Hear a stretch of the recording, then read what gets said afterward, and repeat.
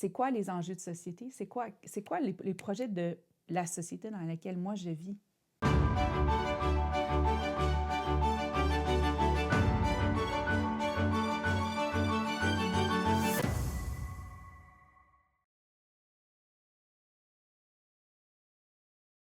Avant de commencer, je vous rappelle que vous êtes vraiment bienvenus pour inscrire vos commentaires, réflexions, les questions qui pourront surgir tout au cours de l'entrevue, l'échange que nous allons avoir ensemble.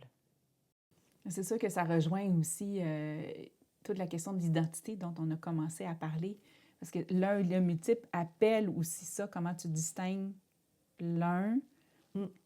C'est quoi l'identité du multiple? Est-ce que le multiple a une identité aussi? C'est une bonne question. Absolument, je n'ai jamais pensé à ça. Est-ce que le multiple a une identité? Je dirais que oui, parce sûrement, que oui. je regarde juste au niveau politique. La démocratie, qui est le pouvoir du peuple, du multiple, succède, ou est souvent, pas juste succède parce qu'elle peut avoir précédé aussi, parce qu'on pense que la démocratie, c'est nouveau, que c'est moderne, mais les Grecs avaient une démocratie déjà à cette époque-là. Et puis, alors, l'idée de la démocratie, c'est le multiple, la monarchie, c'est le un. Alors, il y a une tension entre l'un et le multiple, c'est-à-dire l'idée que ça prend une direction, puis une unité. Qu'est-ce qui fait? Parce que pour qu'un groupe se tienne, il faut qu'il y ait un élément rassembleur. Parce qu'on peut aboutir à l'anarchie. D'ailleurs, Platon, quand il a étudié les différents systèmes politiques, il disait que la démocratie, c'était le système juste avant l'anarchie. Parce que c'est un des systèmes où il y a le moins d'autorité, en fin de compte. Parce que c'est toujours remis en question. On regarde nos systèmes, on fait des élections très souvent. Déjà, après 4 ans, on considère qu'on a besoin de changement. On a toutes sortes de façons de voir la politique aujourd'hui qui montrent que la dimension démocratique, elle est en quête plus ou moins d'un chef. Puis en même temps, bien, quand c'est l'autre versant, où il y a un chef qui devient très autoritaire, bien là, à ce moment-là, il s'impose par la force au peuple qui devient comme embrigadé dans une idéologie totalitaire. Alors, c'est ça, c'est que si on pose la question de l'identité du multiple, c'est ça que tu me demandes, bien, juste comme ça, là, je te réponds sur le tas, je dirais. Je pense que ce qui définit le multiple, c'est en relation avec la notion de société. C'est qu'on vit en société. Donc, c'est sûr que la société dans laquelle on vit, aujourd'hui, on va dire, elle a des valeurs. Est-ce que ces valeurs-là sont fondées sur rien? Ou est-ce que c'est des valeurs héréditaires, ou évanescentes, ou évanescentes, changeantes. C'est ça. Ou bien c'est fondé sur une pensée. Si on regarde le système totalitaire de l'Union soviétique, il y avait une pensée. La pensée du Capital de Karl Marx, le Capital, c'était son œuvre principale. Il fonde la société en disant que ça prend une société sans classe. Puis, il faut que ce soit la dictature du prolétariat, c'est-à-dire des prolétaires, du multiple, sur les classes supérieures, pour advenir à la société sans classe. Puis, il y a tout un programme économique qui est en lien avec ça. Puis là, à ce moment-là, c'est que dans une société totalitaire, c'est pas nécessairement tout le monde qui va vouloir ce nouveau projet-là qui est proposé par des groupes, des partis politiques. Puis là, il y a de la résistance. Là, pour s'imposer, bien là, on a recours à une révolution, puis avec toutes les conséquences d'un monde totalitaire. Dans nos sociétés démocratiques, est-ce qu'il y a un projet à la base de nos sociétés démocratiques? La dernière fois, quand on a parlé, j'ai mentionné que quand moi je suis allée en philosophie, je m'intéressais à la philosophie politique, et puis que quand j'ai fait mes études supérieures, je me suis intéressée beaucoup aux liens entre la politique et la religion. Parce que dans le monde occidental en particulier, il y a eu une période de sécularisation, c'est-à-dire on a voulu se débarrasser de la dimension chrétienne des sociétés occidentales pour advenir à une société moins conditionnée par le religieux. Faire une espèce de table rase, là, dans le fond. C'est une forme de table rase. On jette la base. Pour permettre à tout le monde d'être bien accepté. C'était le principe, au fond, qu'une religion se trouvait à comme imposer une vision du monde.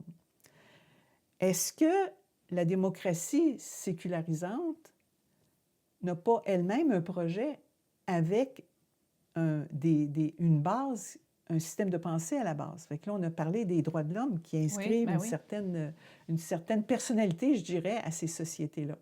Fait que pour moi, il y a quelque chose dans l'identité du multiple qui est un peu tributaire. C'est pas une personnalité que le multiple se donne. C'est en rapport avec un système de pensée, je dirais. Parce que la foule suit un leader, suit un projet. Oui, puis le leadership, c'est une des qualités très vues et acceptées et je cherche mon mot là pour c'est une des belles qualités qu'on cherche dans quelqu'un, dans une entreprise, quand tu es gestionnaire, quand tu es directeur de quelque chose. Le leadership, c'est comme une qualité fondamentale dans le Absolument, fond. Ouais. absolument. Puis, ça donne une personnalité, je dirais une personnalité dans les comportements, la façon d'intervenir, les projets qui sont proposés ou favorisés. Puis, quand je suis arrivée en philosophie, d'ailleurs, ça, c'est une anecdote que je vais raconter, pour moi, qui est très révélatrice, je dirais. À l'époque où moi, j'ai commencé en philosophie, je dirais que la gauche se développait beaucoup. On sortait d'une forme de tradition entre libéral et conservateur, les bleus puis les rouges, qu'on appelait dans le temps, dans le contexte du Québec, au Canada. Et puis là, on sortait de ça, puis là, il y avait d'autres tendances qui arrivaient, plus de gauche, avec des tendances communistes, socialistes. Il y avait plusieurs éléments de cet ordre-là. Puis quand je suis arrivée en philosophie, la philosophie, à un niveau, devenait comme un instrument parce que pour fonder une société, ça te prend une pensée. Avec la philosophie devenait un peu au service. C'est un véhicule, dans le devient fond. un véhicule, un outil de formation, je dirais. Puis là, à ce moment-là, bien, dans le cours fondamental que tous les étudiants devaient suivre, bien là, le professeur, lui, était plus de gauche, puis même dans sa personnalité, ça paraissait. C'était pas un professeur traditionnel comme ce qu'on voyait, c'était vraiment la chemise à carreaux, les bottes de construction, puis le langage très de la rue, pour montrer qu'il était avec les gens de la rue, pas avec l'élite. Alors, ils avaient posé une question au départ, puis ils nous avaient demandé à chacun pourquoi vous venez en philosophie, pourquoi faire. Puis moi, bien, j'avais regardé dans le dictionnaire le mot philosophie, puis j'avais vu, moi, que philosophie, puis tout le monde peut trouver ça facilement, que c'est formé de 2 racines grecques, philo et sophia, qui veut dire l'amour de la sagesse. Fait que là, quand c'est venu mon tour, j'ai dit, bien, moi, je sais quelle philosophie veut dire amour de la sagesse, alors moi, je viens parce que l'amour de la sagesse, ça m'intéresse. Puis là, quand j'ai dit ça, j'ai eu comme une impression, j'ai dit, mon doux, est-ce que je suis anachronique? Est-ce que on dirait que je ne suis pas dans le ton du tout, du tout, du tout? Puis après ça, quand je suis arrivée dans mes cours, étant donné que j'étais une personne croyante, en philosophie, je me suis retrouvée dans des cours où les professeurs, en parlant de leurs différents systèmes de pensée, il y en avait quand même un certain nombre qui avaient toujours une petite critique assez solide du christianisme, puis de tout ce que ça avait empêché de faire, qu'est-ce que ça avait été un empêchement de la liberté de penser, et puis tout ça. Fait que là, pour moi, à ce moment-là, c'est un peu comme si je me suis posé la question, est-ce que ça veut dire que parce que je suis en philosophie, ce que Jésus a dit, par exemple, je ne peux pas en tenir compte parce que ça rentre dans la théologie ou ça rentre dans un autre domaine. Pourquoi Jésus n'est pas en philosophie? Parce que quand on le compare à Socrate, Socrate a eu beaucoup de notoriété, Puis Socrate, il marchait, puis il y avait des disciples, puis les disciples posaient des questions, il leur répondait. Puis on a fait, Socrate lui-même n'a pas écrit, mais Platon a écrit des dialogues dans lesquels il met Socrate en scène, un peu ces genres de discussions, de conversations que Socrate avait avec ses disciples. C'est un peu ça qu'on retrouve dans l'Évangile. C'est un peu ça tous qu'on les retrouve échanges avec la foule, avec les gens de la ville. Avec les gens. Ouais. Absolument. Puis là, à ce moment-là, bien, le rejaillissement que ça a eu, il est formidable. Alors, c'est toutes des... Puis là, je me suis Oui, dit... parce que c'est une pensée, en fait. Ben oui, c'est une pensée. C'est un changement de pensée puis de façon de voir que le Christ a aussi apporté. Beaucoup. C'est ça. Il disait beaucoup, là, vous avez appris telle chose, mais c'est pas juste ça, là. Il y a beaucoup plus, tu sais. Oui. Puis, c'est ça. Fait qu'à partir de ce moment-là, bien, quand on se met à réfléchir un peu dans ces termes-là, on peut se rendre compte que, évidemment, il y a eu les évangiles, il y a eu le Christ qui a parlé, mais il y a eu des développements. Puis, dans une certaine vision du christianisme, il peut y avoir eu une absolutisation, puis même une certaine... comment est-ce qu'on dit ça? Donc, quand est-ce qu'on dit ça? Pas quand on est... Mais un index, là, quand un on... index, mais aujourd'hui, on parle de... Il y a un autre mot pour dire ça, peut-être que ça reviendra. Là. Alors, qui empêchait les gens d'exprimer de nouvelles conceptions, ça se peut, ça. Mais en même temps, il ne faut pas oublier que si on dit qu'on se libère d'une forme d'injonction qui venait du religieux, on peut avoir de nouvelles injonctions aussi. Parce que quand on parle, par exemple, de Dieu, on est porté à dire, bien, Dieu, c'est de la religion, mais Dieu fait partie de la philosophie depuis les débuts. Je dirais même que Dieu, c'est qu'au niveau du politique, je ne parle pas de la politique, des partis politiques, je parle du politique, c'est-à-dire les principes qui font l'ordre, le droit, tout ce qui gère une société. La notion de Dieu, elle est fondamentale. Mais le mot philosophie, quand tu dis amour de la sagesse, c'est laquelle?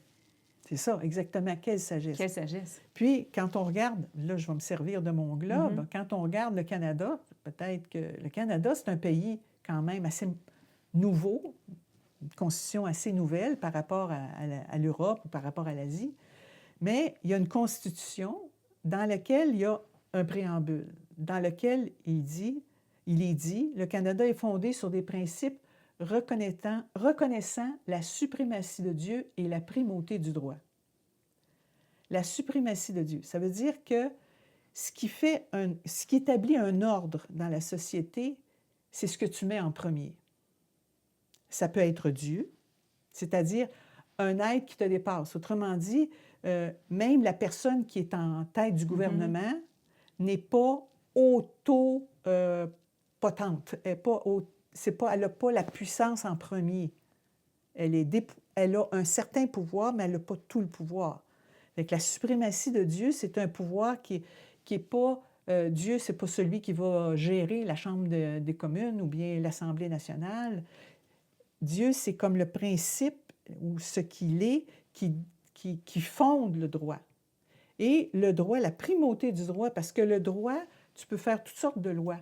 Mais qu'est-ce qui fait qu'un droit est juste? Quelles sont les valeurs qui vont rendre ton droit juste? La primauté du droit, pour moi, évoque aussi la question de la justice. Et là, à ce moment-là, bien, on se retrouve avec des éléments assez importants, je pense. Au Canada, c'est Saint-Joseph qui est le patron. Puis oui. un des plus grands titres qu'on reconnaît à Saint-Joseph, c'est l'homme juste. L'homme juste. Ça fait partie de notre Constitution. Ça, c'est très... je l'associe un peu plus au préambule. Donc, tu disais qu'il est peut-être un des modèles de gouvernants qui reconnaissait la suprématie de Dieu et la primauté du droit.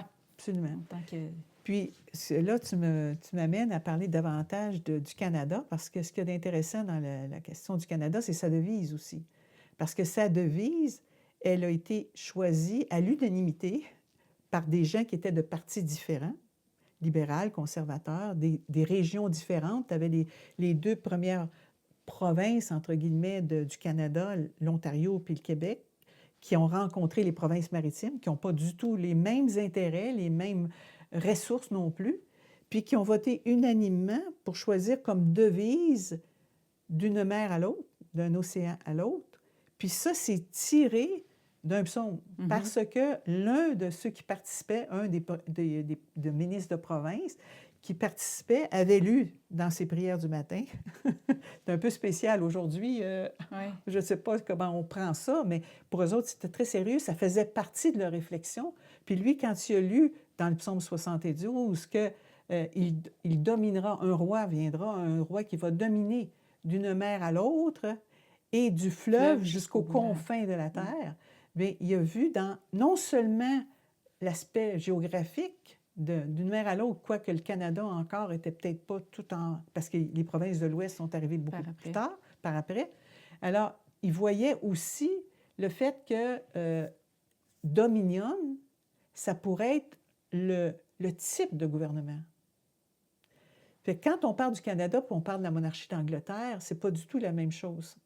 C'est un dominion. Le Canada a inventé un concept politique en appelant en caractérisant le pays comme un dominion. D'ailleurs, petit aparté ici, si vous voulez en savoir un peu plus sur la question du Canada, l'an dernier, Périph Média a posé des gestes symboliques et on explique beaucoup aussi la question de la devise canadienne. Fait que vous pouvez aller sur notre site puis regarder les traversées de 2024 pour honorer le 400e de l'anniversaire de la consécration du Canada et de l'Église canadienne à Saint-Joseph. Alors, vous allez trouver beaucoup d'informations et des références à certains articles qui ont été écrits par Francine, entre autres. Là, présentement, on mêle plusieurs genres. On parle de politique, on parle de philosophie, on parle de Jésus ou de dimension, on pourrait dire. On dit religieuse, mais qu'est-ce qu'on veut dire par religieuse? Parce que même le mot religieux, on en a fait quelque chose comme les cultes ou les églises. Mais le mot religion veut dire relier, faire un lien entre soi et le principe de Dieu. C'est fondamental, ce lien-là. Même en termes de théorie scientifique, quand on regarde des théories scientifiques, les théories scientifiques, ils essaient de trouver une base qui va soutenir leur expérience, puis leur aider à faire des découvertes. Puis, à ce niveau-là, pour la compréhension de l'univers, je pense que le concept de Dieu, il est présent. Peut-être qu'on n'y touche pas, on n'ose pas y toucher, parce que je regarde, par exemple, on a parlé la dernière fois du principe de non-contradiction. De principe de non-contradiction, mais là, je vais aller du côté de la science avec le principe de complémentarité de Niels Bohr, qui est un astrophysicien, je pense. C'est ça? Je ne sais pas. Alors, faut pas me regarder de ce côté-là. si quelqu'un à la régie a ça, je connais le nom, mais... En tout cas, la physique quantique, il me semble qu'il y a quelque chose de l'ordre de la physique. Alors, ce principe de complémentarité, on a expliqué que c'était une façon de pratique de travailler avec le fait que tu as une théorie coordinatoire de la lumière, puis une théorie corpusculaire, puis que normalement, selon le principe de non-contradiction, ça peut pas être à la fois une onde et une corpuscule, mais dans la pratique, on voit qu'en utilisant, soit en alternant ou autrement, les deux théories, c'est comme s'il fallait dire compte des deux. Puis là, le mot complémentarité vient chapeauter un peu cette réalité-là. Mais à un moment donné, il y a quelqu'un qui a posé la question à Niels Bohr, mais là, au principe de ça, c'est presque de la métaphysique qu'il faudrait étudier pour essayer de réconcilier cette problématique-là, comment l'expliquer, comment en faire un véritable fondement. Puis Niels Bohr a dit qu'il ne voulait pas aller de ce côté-là. OK. Puis qu'est-ce qu'on sous-entend par métaphysique à ce La moment-là? métaphysique, au fond, c'est ça. Par exemple, la métaphysique d'Aristote. Aristote va parler de la cause et de l'effet. Mais là, tu pars de l'effet, tu cherches la cause. La cause que tu trouves aussi vient d'une autre cause. Tu reviens à la première cause. Tu reviens au premier moteur. C'est comme si tu reviens toujours, au fond, au Big Bang. Ou en tout cas, à l'origine. Puis cette question-là de l'origine, ça détermine tout le reste. Ah oui. Mais scientifiquement, Niels Bohr décide de ne pas toucher à la métaphysique parce que qu'est-ce que ça fait? Ça vient un peu à l'encontre d'une certaine démarche de la science qui a voulu se dégager du religieux. C'est particulier parce que ça veut dire que dans la conception pour l'époque, pour eux, c'est un espèce de carcan. Tu sais, on en a parlé un Oui. peu, le fait de mettre en boîte Oui, aussi. Fait que, alors que ça aurait pu ouvrir des nouvelles portes. absolument. Fait que, parce que, comme tu dis, tu te coupes d'un élément qui pourrait être inspirant. D'ailleurs, je pense que là, maintenant, un peu, il y a quelques scientifiques qui ont ramené le principe de Dieu ou de quelque chose de plus grand dans leur science et qui font des découvertes supplémentaires d'éléments qu'ils n'avaient pas pensé en relation ou qui pourraient apporter d'autres hypothèses ou d'autres théories. L'autre élément qui me fait réfléchir aujourd'hui, c'est quoi les enjeux de société? C'est quoi les projets de la société dans laquelle moi je vis actuellement? Parce que puis le fait que tu dises que c'est important de le savoir, parce que ça fonde ou ça influence l'identité de la mienne, l'identité d'un peuple, d'une nation. Fait que de prêter attention aussi, c'est quoi les projets de la société dans laquelle je vis aujourd'hui?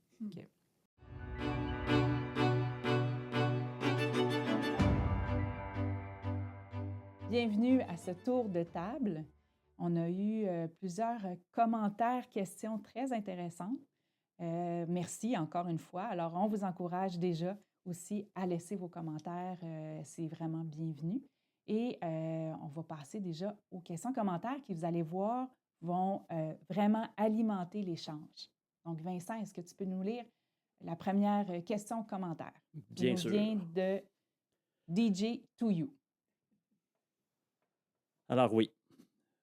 Premièrement, je vous remercie pour ce projet. La formule est intéressante et stimule la réflexion simplement. Un point qui m'intéresse particulièrement est l'application de la complémentarité. J'ai souvent expérimenté le fait d'adopter l'idée de l'autre en mettant la mienne de côté. C'est exigeant parfois, mais cela donne de bons résultats pour l'aboutissement d'un projet. Ça me fait aussi penser à un exercice qu'on avait fait dans le cadre d'un cours de psychologie du travail au HEC. En équipe de 7 à 8, nous devions arriver à une entente sur la résolution d'un problème financier dans une compagnie. Nous étions regroupés à notre insu selon notre type de personnalité. L'équipe qui comprenait des types différents est arrivée à une entente beaucoup plus rapidement que les équipes qui comprenaient des types de personnalités semblables. Je pense même que l'équipe des types identiques n'avait pas trouvé d'entente. Comme quoi, la complémentarité est essentielle au bon fonctionnement d'un groupe.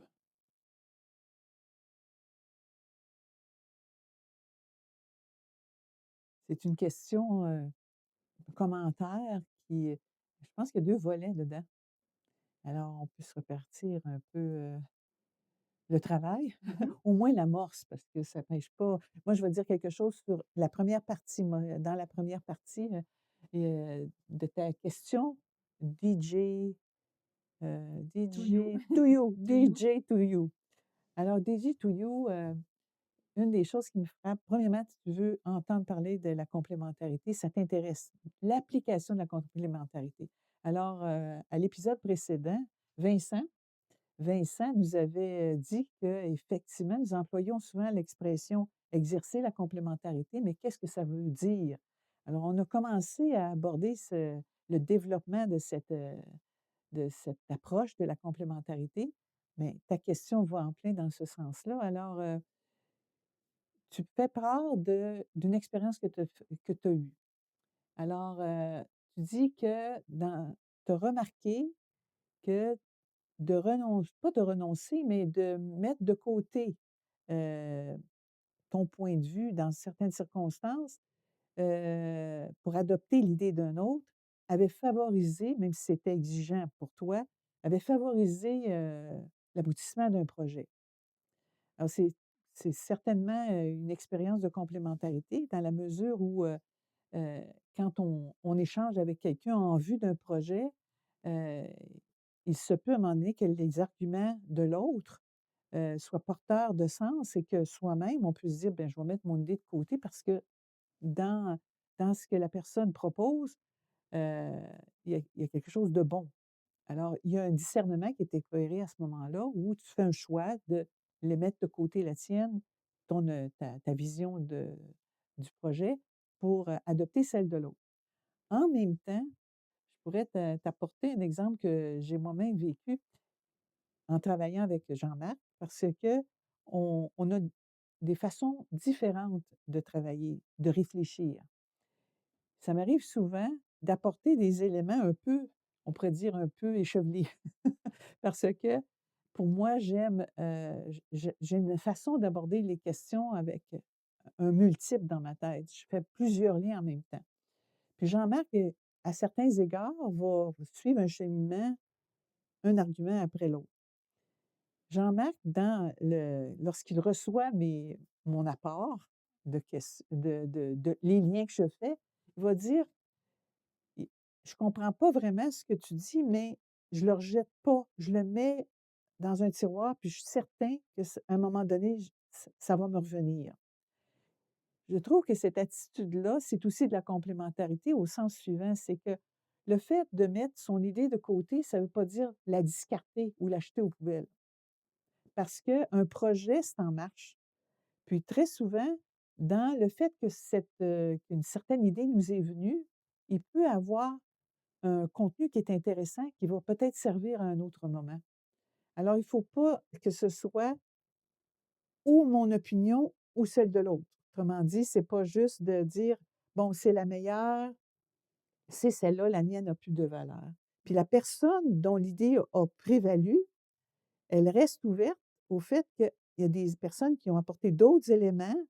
Puis même si c'est sa proposition qui a été acceptée ou qui a prévalu, ce que les autres ont dit a de la valeur aussi. Ça me fait penser dans les entreprises ou dans les projets, il y a ce qu'on appelle, tu sais, le remue-ménage, le Ah brainstorming. oui. Le brainstorming, c'est quoi justement? C'est d'aller chercher toutes les idées de tout le monde.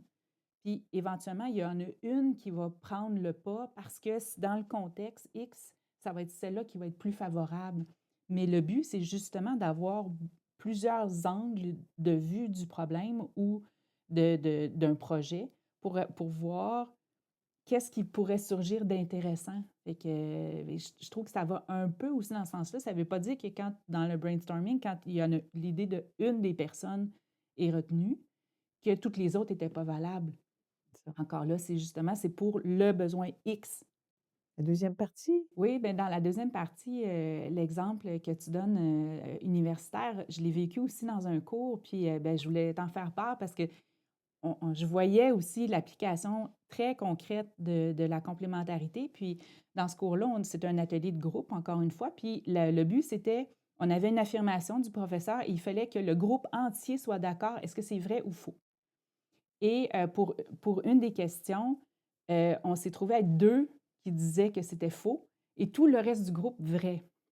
Et dans le groupe, j'étais avec un jeune homme qui avait, moi en tout cas, je l'ai perçu, mais qui avait un leadership assez impressionnant.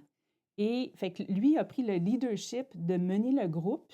Puis moi, la partie que j'apportais, c'était la partie de la logique de la phrase en français. Puis, étant donné qu'il y avait une double négation subtile dans la phrase, ça faisait que l'affirmation était fausse. Fait que moi, la seule chose que j'amenais, puis de par mon tempérament, parce que je suis un peu plus réservée dans un groupe, je faisais juste appliquer le fait, j'essaie de ramener le fait que dans la logique, regardez juste la logique et la structure de la phrase. Et lui, il prenait les gens dans un autre optique complètement en parlant de la morale, parce qu'il y avait une question morale aussi dans la phrase. Euh, et à cause de ça, puis après, je pense que ça a pris comme un 10-15 minutes de discussion, tout le groupe a fini par changer d'avis. Ah. Mais ce que j'ai trouvé, puis moi j'ai pris cet exemple-là parce que je trouvais que c'était tellement un bel exemple, de reconnaître le leadership de ce jeune homme-là et de le voir à l'œuvre, j'ai trouvé ça très impressionnant. Puis j'ai pris cet exemple-là pour faire mon travail du cours. Mais je trouvais que c'était vraiment justement un exemple de complémentarité aussi. Puis lui, ben, il ne mettait pas il rejetait pas l'argument logique que j'apportais non plus. Donc, il y avait vraiment un dialogue de tout le groupe. Puis là, à mesure, les étudiants disaient: «Ah, ben c'est vrai, je l'avais pas vu comme ça.» Puis là, un à un, ben, ils changeaient d'avis pour finir par, on a finalement tous été d'accord après 15 minutes. Mais je trouvais que c'était un super bel exemple Mmh. aussi de pratique de la complémentarité. Mmh. Il n'y a pas juste l'un et l'autre, il y a l'un et le multiple aussi. L'idée du leadership, par exemple, l'idée du leadership, tu peux avoir un groupe où tu as des personnes qui sont semblables ensemble, puis un groupe où il y a des personnes qui sont de types différents. Puis, est-ce que c'est seulement parce que ce sont des types différents qui sont arrivés à une solution plus rapidement? Ou bien s'il n'y a pas parmi les gens qui font partie de ce groupe-là, une personne qui a du leadership, et cela aurait pu arriver dans le groupe où les personnes sont semblables? Oui, puis encore là, c'est que si il faut qu'on accepte le leadership de une personne. Fait que même si on est tous des leaders autour de la table, ben ça aussi, faut qu'à un moment donné, il y en a un qui prenne qu'on accepte qu'il y en a un qui prenne le leadership du projet en question. Absolument. Fait que C'est comique, j'en profite pour le dire. C'est que je m'aperçois que je dis souvent absolument, puis on parle souvent de pas absolutiser. oui, c'est Ça vrai. me revient dans C'est la vrai, tête. tu dis ça absolument. Absolument, absolument. Tout à fait. Tout Ouais, à tu dis fait, tout à tout fait. à fait. Le langage, hein. Oui. Alors, Ben, merci beaucoup puis on va continuer de la développer là, au cours de cet épisode. Donc, on la met, comme Francine vient de dire, on la met juste sur le côté. On va passer au deuxième commentaire, question qu'on a reçu de Judd. Alors oui, Jod 3T7. Merci beaucoup pour cette vidéo. J'aime bien votre commentaire par rapport à la paix que le Christ nous propose. J'ai deux questions pour vous.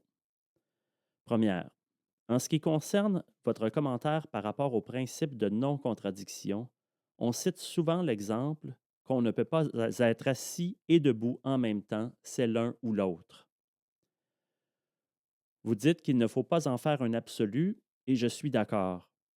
Mais comment ne pas tomber dans le piège de la relativité absolue, où chacun a sa vérité? Deuxième question, qu'est-ce que la complémentarité dans le sens où vous l'entendez? Est-ce que pour vivre la complémentarité, il faut que dans notre rapport avec l'autre, on doit avoir des qualités différentes qui se complètent et qu'on met ensemble en vue d'un projet, donc c'est de l'ordre transactionnel échange? Est-ce que deux personnes qui sont presque identiques peuvent vivre un rapport de complémentarité? Par exemple, on dit souvent, Jésus dit souvent, qui me voit, voit le Père. On peut donc supposer que les deux sont très semblables. Comment la complémentarité s'exerce dans ces cas-ci? et moi, ce que je ressors, peut-être de ton commentaire, Judd, heu, c'est la question: qu'est-ce qui se fait et notre façon de voir la complémentarité? Quelle est notre façon de voir la complémentarité? Heu, je pense que ça demande un certain développement, mais en même temps une certaine expérience des échanges qu'on a ensemble. Parce que la complémentarité, telle que nous la pensons, c'est pas, une définition, je dirais, noir ou blanc, au sens où il y a plusieurs aspects qui sont impliqués. Maintenant pour le reste, parce que je pense que tu es une personne qui quand même essaie de réfléchir en termes logiques. Parce que tu pars du principe de non-contradiction, t'exprimes que ça peut être pris en absolu, puis qu'il ne faut pas le prendre en absolu, mais tu penses qu'il y a l'autre versant qui peut exister, qui serait une relativité absolue. Alors, Puis oui, comment, dans le fond, ce que la personne cherche à savoir, c'est comment est-ce qu'on navigue entre les deux absolus. entre les 2, On est encore en termes d'absolu, hein? c'est ça, Oui, absolument. absolument. Absolument. Je ne sais pas si je vais arriver à me C'est débarrasser. On correct. appelle ça un espèce de, comment je pourrais dire ça, dans le langage, là, on a des fois, dans les Oui. chansons, on a un verre d'oreille, mais au niveau du langage. Alors, oui, comment est-ce qu'on peut aborder, cette question-là entre le principe de non-contradiction et la relativité absolue? En fait, c'est que, premièrement, il y a pas à choisir entre l'un ou l'autre. Parce que là, on reproduit Mmh. entre le principe de Mmh. non-contradiction et une certaine idée de la complémentarité qui pourrait aboutir dans l'absolu à la relativité. Bon, on met encore c'est un ou l'autre. Alors qu'on a souvent, répété, déjà dans les épisodes que le principe de non-contradiction n'est pas à rejeter. Il est important pour, heu, distinguer l'un et l'autre. La complémentarité, telle que nous l'entendons, sans donner tout de suite une définition, implique qu'il y a des rapports. C'est pas un choix entre une chose et l'autre. Il y a des rapports entre l'un et l'autre. Alors, c'est cette relativité-là dont tu parles, puis qui pourrait devenir un peu problématique si elle est absolue, c'est qu'on finit par c'est ça que tu dis, je pense, quand tu évoques le fait, est-ce que ça serait juste, euh, le rapport entre des personnes diverses, genre transactionnel, étant donné que, on a des comme par exemple, quand tu as donné ton exemple dans le monde du travail, vous aviez dis dans votre chez toi, il y a plusieurs spécialités ou compétences Oui, différentes qui sont demandées, puis là, il faut qu'on puisse travailler ensemble. oui. Est-ce que la complémentarité, c'est juste à ce niveau-là?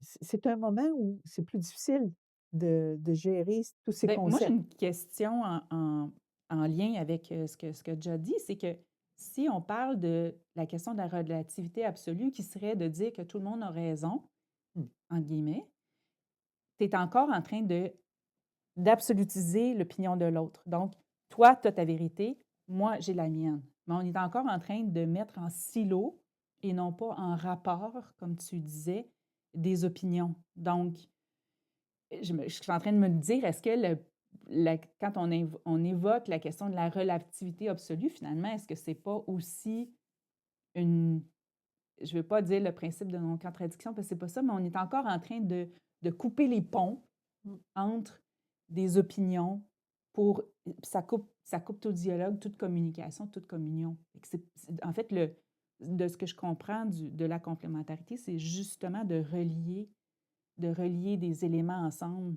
Mmh. Pas parce qu'il faut absolument tout relier tout le temps, mais que ça permet un dialogue, une communication, dans le fond. Mmh. Oui et je dirais que logiquement, quand on pense dans le sens du principe de non-contradiction, puis qu'on oppose, c'est pas on n'utilise pas le principe de non-contradiction, heu, à bonne fin. On Mmh. l'absolutise, on le rend comme une espèce de principe qui dit: «Faut que tu choisisses entre un ou l'autre». C'est que i c'est pas fécond dans le sens où on arrive vite à une impasse. D'ailleurs, quand il y a une discussion qui est très polarisée, la personne qui est moi, j'ai remarqué ça à un moment donné, j'écoutais un podcast, il y avait 2 personnes qui débattaient ensemble. Puis, il y avait une personne, sans parler de l'opinion de l'un ou de l'autre, puis de juger l'opinion de l'une ou de l'autre, il y avait dans la discussion, à un moment donné, un moment où l'une des personnes était très comme posée, puis apportait des arguments, des faits. Puis l'autre personne était un peu, prise dans l'opposition parce qu'elle tenait une position sur le sujet, contraire. Puis elle n'avait pas d'argument. Alors, au fur et à mesure de l'échange, ça devenait de plus en plus difficile parce que la personne qui avait pas d'argument, heu, devenait de plus en plus agressive d'une certaine Mmh. façon. Puis commençait à dire que l'autre était commençait à juger l'autre comme étant, heu trop absolu ou trop, heu, ed comment Endoctriné. endoctriné, je sais pas. En tout cas, c'était plus des arguments. Fait que je dirais que quand on embarque dans une absolutisation des oppositions, c'est que il y a même les arguments eux-mêmes, tu tu les perds de vue. Ce que je trouve dans le principe de non-contradiction que dont on parle ici, au niveau logique, on on a une façon de l'utiliser qui devient doctrinaire Oui, c'est vrai. plutôt que d'être juste logique. Oui. Parce que ce principe-là, il est logique. Oui, parce que moi, j'ai eu un petit peu de difficulté à bien saisir les liens, justement, dans la question de John en disant, bien, c'est évident que si je suis debout, si je ne suis pas assise, mais ça fait pas que ça, comment je pourrais dire ça?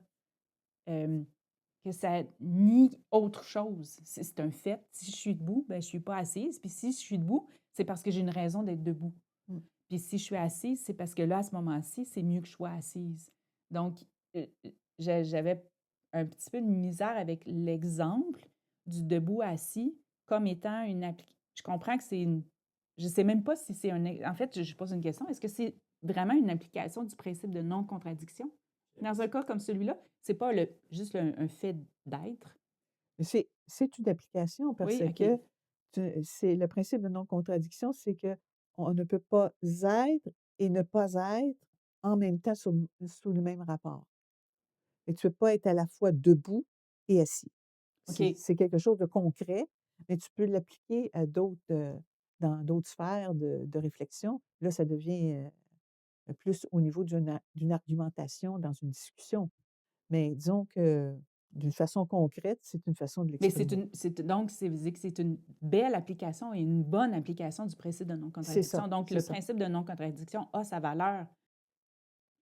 Je dirais à ce moment-ci je dirais de notre échange, de notre conversation à table, c'est que la complémentarité, pour exercer ou appliquer la complémentarité, il faut développer des réflexes. D Je dirais l'espèce de parallèle qu'évoquait Vincent à un moment donné, Dans la la paix paix, de Reine, il y avait la paix puis la la complémentarité. complémentarité. Qu'est-ce que Reine a fait? C'est qu'elle a dit: «Mais il y a encore de la guerre, donc paix, guerre, Mhm. c'est des contraires. La paix et la guerre, ce sont des contraires. Puisque Fait que son raisonnement, la paix, il y a encore de la guerre, tant qu'il y aura de la guerre, bien, la paix, en fait, c'est une utopie. Après ça, elle met en parallèle la complémentarité. Il y a d'opposition, donc Division. tant qu'il y aura de la division, il y a la complémentarité comme telle, ça serait une utopie, point d'interrogation. Fait que dans une certaine mesure, ici, on a comme, heu, le principe de non-contradiction qui est dont on se sert, mais en même temps, c'est que on peut pas arrêter la réflexion à ce niveau-là. Il faut développer le réflexe de dire: «Bon, heu, est-ce que le fait d'avoir mis ça en parallèle, puis en arriver à une conclusion à l'effet que la complémentarité ou la paix, c'est une utopie, est-ce que c'est juste?» Là, tu réfléchis tout. Il faut que tu fasses un espace dans ta réflexion pour le sens. Parce que la paix si ni la paix ni la complémentarité sont possibles, quel est le sens de la vie? Il y a des conséquences. Alors la complémentarité, pour moi, c'est de développer des réflexes non seulement logiques, mais de sens. Parce que à la base du principe de complémentarité tel que nous le voyons, le monde a un sens, la vie a un sens. Puis là, on puise aussi, comme moi j'en ai parlé aussi, sur, la question de ce qui est dit dans l'Évangile, de ce qui est dit dans la Genèse, pour moi, c'est l'idée on dit de Trinité, mais le Père, le Fils et l'Esprit, pour moi, c'est une logique qui a du sens et qui est fondamentale. Est-ce que ce que tu amène au deuxième volet que John a posé aussi? Parce qu'il a dit, Jésus dit, qui me voit le Père. Mmh. Donc là, est-ce qu'il y a une est-ce que la complémentarité s'applique dans un cas comme celui-là? Parce que ce serait deux personnes qui, on pourrait dire, je pense qu'elle dit, donc on pourrait peut-être déduire qu'ils sont semblables. Bah, oui. Donc, est-ce que des personnes semblables, finalement, ou presque identiques, comme le terme est employé, euh, peuvent avoir une relation complémentaire? Mmh. Beh, dans le cas de ce que présente, John, c'est qu'elle dit d'une certaine façon, elle présente 2 cas. Le cas où des personnes sont différentes et le cas où des personnes sont semblables. Mais est-ce que les personnes sont seulement différentes Mmh. ou seulement semblables? D'ailleurs, elle-même, la Elle le personne, nuance. elle le nuance parce que, Judd, qu'est-ce que tu fais? C'est que tu dis presque semblable, presque Mmh. identique. Alors, il y a quand même une différence. Alors, on est à la fois semblable et différent au sens où on est unique, on est on n'est pas, le même, mais on a des éléments semblables, on a des ressemblances. Alors dans la phrase que tu apportes, Judd, que le Père qui me voit, voit le Père. Et c'est ça, il y a une ressemblance. Et même dans la création, dans le Oui. chapitre numéro 1 de la Genèse biblique, c'est nous sommes créés, l'être humain est créé dans l'image selon la ressemblance de Dieu, de sorte qu'on peut avoir nous-mêmes en nous, parce qu'on lui ressemble, parce qu'on ressemble à Elohim, le nom qui est employé pour Dieu dans la Genèse 1, on peut avoir un certain sens de ce que c'est que la vie, de ce qui est juste.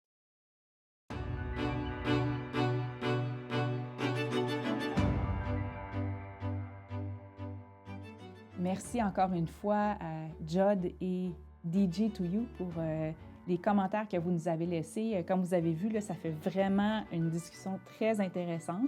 Et donc, on espère là, que tous ceux qui vont voir la vidéo aussi, ne vous gênez pas pour laisser un commentaire. Mettez un pouce aussi pour dire que vous aimez la vidéo. C'est toujours très utile pour le référencement YouTube.